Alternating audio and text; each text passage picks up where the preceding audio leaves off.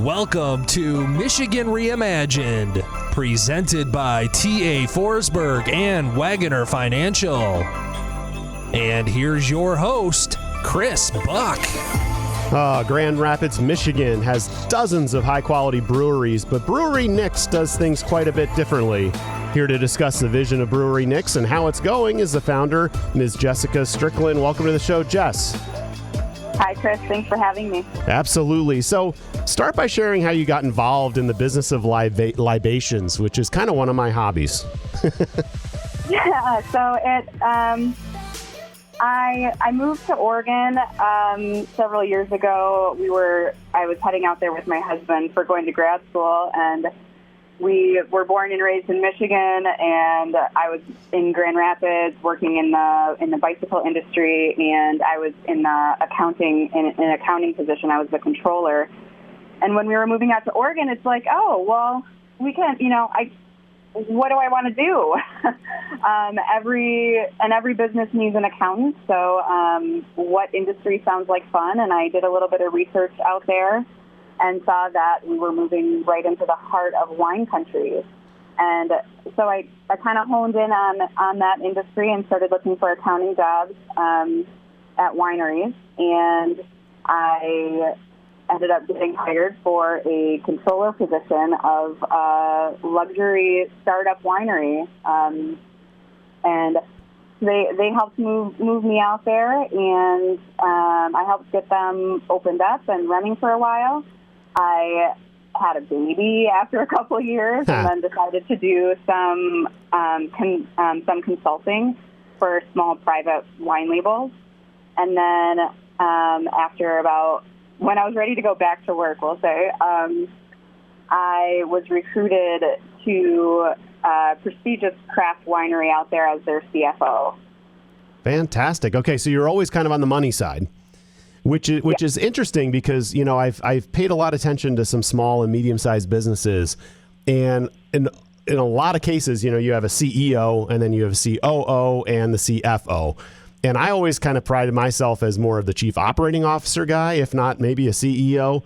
But the CFO almost exclusively tends to take over the CEO role because at the end of the day, it's all about not so much the operations, but the operations needs to have a great scorecard, and the CFO is the one who drives what makes financial sense, right? And what can you afford to do? What can't you afford to do? What's the risk tolerance of investing in your company and this and that. So I've learned to appreciate the accounting side, the CFO role as a business leader, which we'll obviously get into because clearly you've left other people's camps and kind of started your own. Which is such a fantastic story. So what made you decide to leave the Pacific Northwest? It was mostly my husband.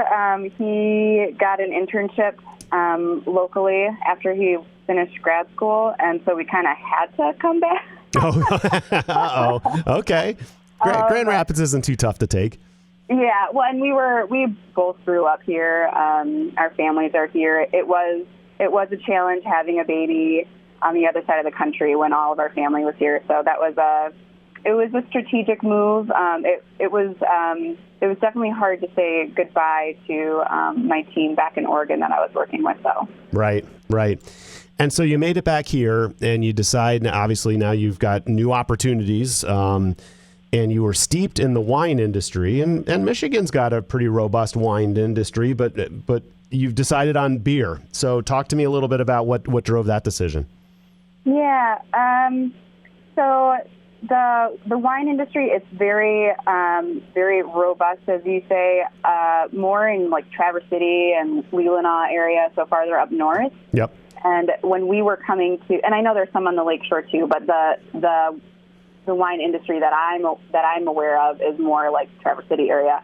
And I did look up there for some jobs. But I didn't want to start anything up there. Like we were moving back to be near family. And Traverse City, while it's a lot closer than Oregon is, it's still a 3-hour drive. Yep. So we really wanted to do something close. The other thing is, and I think the more important thing was, as far as like starting a business, is that I saw an opening in the beer industry, an unserved market. And with market research and my personal experience, I knew that there was a viable business opportunity without having a bunch of competition. You know, when you open a winery or you open a traditional brewery, there are so many more. You Right. have to try to find a way to really market yourself or sell yourself. And I honestly am not a salesperson at all. Right on. No, and that's fantastic. And what a nice lead in. But before we do that, I want to talk about the name first. So this is mostly a podcast, a couple people watching on video, but it's Brewery Nyx, which is Nyx. Talk about that name. Where did that come from, and who is Nyx? So Nyx is it's goddess Nyx. She's a Greek goddess.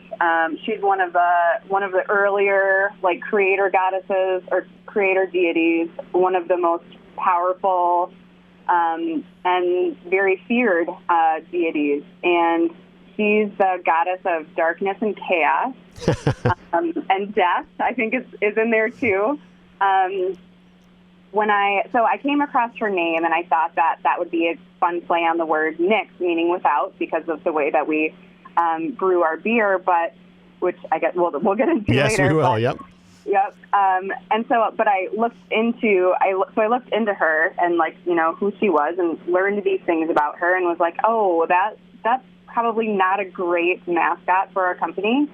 And then I slept on it and I started to see some parallels between how she was like death, darkness, chaos. All these things are considered to be inherently evil things, and that's why she was feared and she was cast away down into Hades. And there's parallels with that with part of my lifestyle and how people like it's hard to not how I was ostracized or felt uncomfortable with me and my life choices, and I self-isolated, and so again, seeing these parallels and knowing that death, darkness, and chaos, these are just parts of life, and then we really, I really grew on her, and so she's our mascot. There you go. And I'll tell you what, remind us all of your website. Yes, the website is brewerynyx.com. Right on. And I encourage you all to go there and take a look at this logo, because the logo that they came up with for the goddess Nyx is fantastic. I even bought a T-shirt when I was there, and I wear it proudly, so it's awesome. Thank you. Yeah, so I got to just very quickly, because it's not about me, but I want to tell the story. So I went to an event in Grand Rapids, and it was an awards event where a lot of small businesses and even larger businesses were winning, Business of the Year 2022 for a bunch of different categories. And I was kind of a solo ticket. I ended up sitting at this table of 10 with complete strangers. And I ended up sitting with your team. I know you were out of the office that day, and I think I sat with your husband and a couple of people from your squad and heard the story at the table, and then realized after I'd been sitting there for half an hour that you guys actually won one of these awards. So then I felt compelled to come back and go take a look at your brewery, and had a handful of samples, of course, because I'm a responsible driver. But the beers are phenomenal, and you got a wide variety of styles, which we can talk about here in a second. But we've also kind of teased the audience enough here that there's something with a twist coming. So I'm going to say the G word. So like many people, you struggle with gluten. So tell us about your experience and limitations and your ability to have beer over your adult lifehood and how that shaped what you're doing now. Yes. So gluten-free, the struggle is real. Right. The American diet is riddled with gluten for breakfast and snacks and lunch and dinner and everywhere in between. And I had to become gluten-free. It's been about 13 years now. And, it's luckily the industry has come a long way. Back then, everything tasted horrible, and I had to, changing your day-to-day where you have to, when you're going grocery shopping, you can't just look for something marked gluten-free.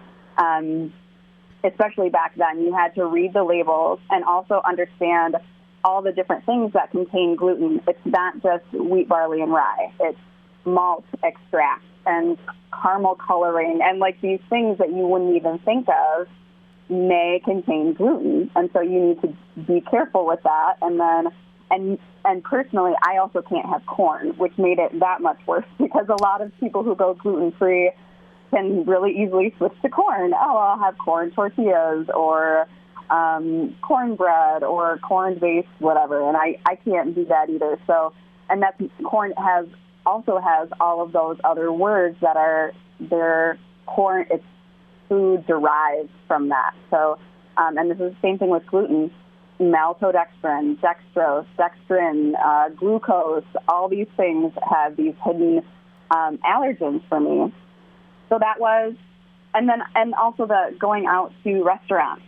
I mean, right. when I had to be gluten-free, I would ask, is this gluten-free? And half the time, the servers would be like, what? Is that what free? Like, they didn't even know what gluten was.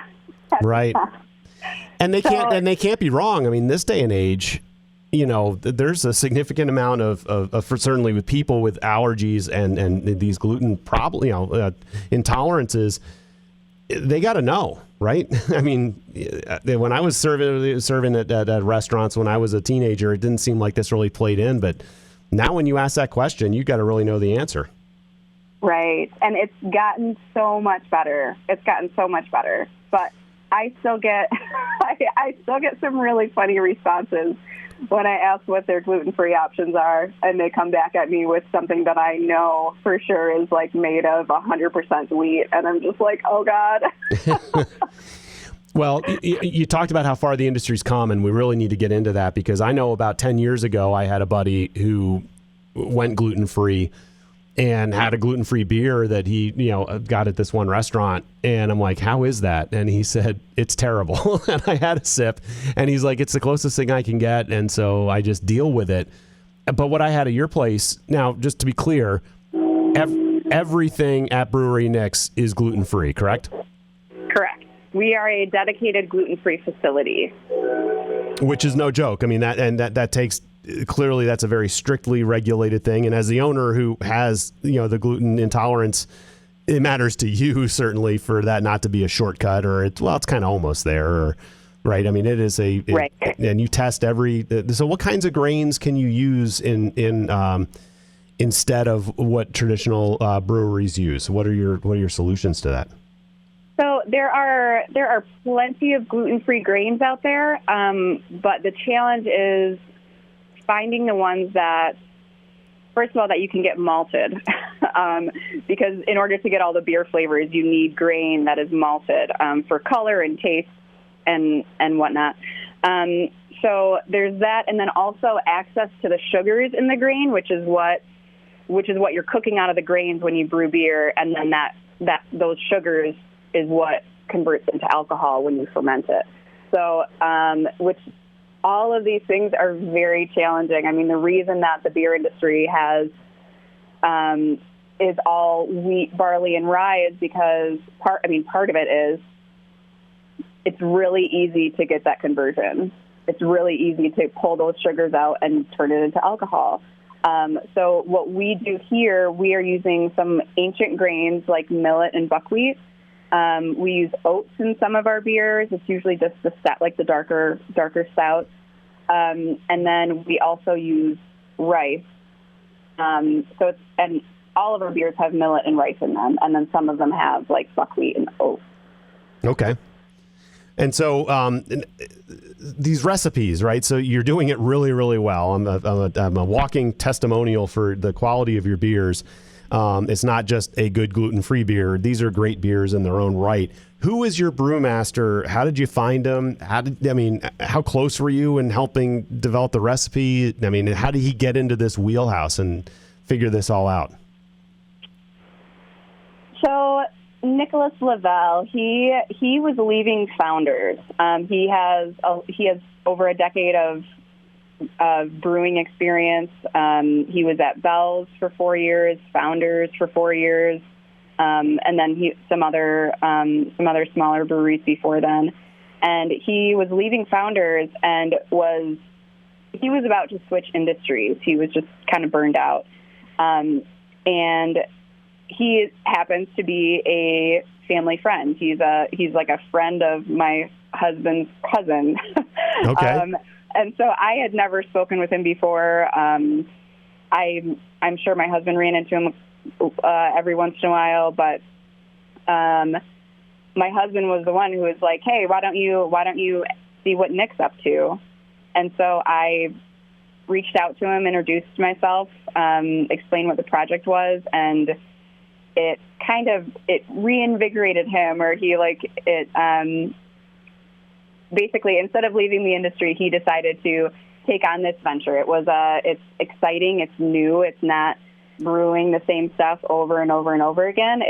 It's a completely unknown science. There's very little resources online for understanding these different grains and brewing with these different grains, and so he's taken it upon himself to do the research and find a way to make great craft beer that just happens to be gluten-free with these ancient grains. And they're, That's great. And I've got a couple of great more questions for you, but I wanted to stop and thank one of our sponsors. So when it comes to managing your finances and planning for your future, I suggest you contact our friends at Wagner Financial. Whether you're just getting started, ready to retire, or anywhere in between, the Wagner Financial team can help you make smart financial decisions. Don't navigate this complex problem on your own. Wagner has the expertise to have you feel confident that you're making the right financial choices. Contact an advisor by calling 517-853-3367 or by visiting their website at wagner-financial.com. All right, so you've got this brewmaster, you've got recipes. I'm convincing people that your beer is phenomenal. Grab it off the shelf wherever you see it, regardless of your gluten tolerance or intolerance. So what kinds of styles do you make? I mean, there's so many different types of beers out there. Are you limited in what you can offer, or do you have a pretty wide variety of styles?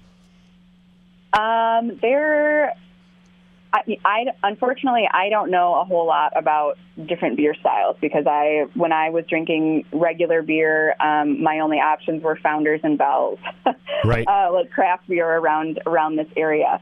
So I missed all the stuff that came after that in the past decade.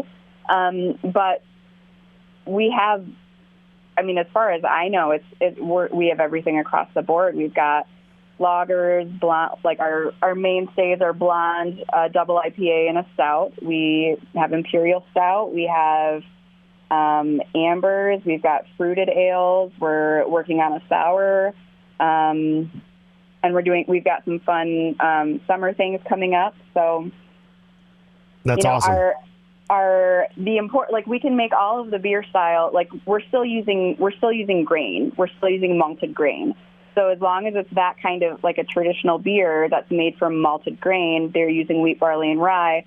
We're using millet and rice. And then we can go ahead and do fun, like we can use all kinds of hops. We're a little bit narrowed with the kinds of yeast that we can use because some of them are cultured on wheat products, but we haven't run up against something where it's like, oh, we're just never going to be able to make that. Nick has found a way to make it and make it in a way that is still safe for anybody who needs to be 100% gluten-free and still tastes amazing. Right on.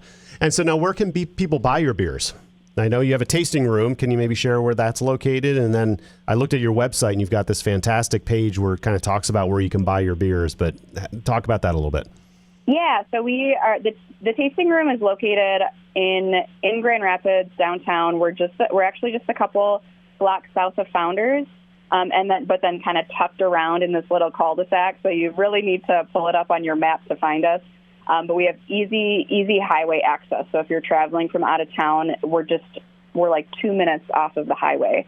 And yes, so the map that I created about a month ago. So we just we got in over the past couple months with an amazing statewide distributor, and we've launched into over 100 Meijer stores across the state of Michigan. Nice. So we're getting more and more available to our customers, to our gluten-free customers and anybody else who wants to enjoy and support us.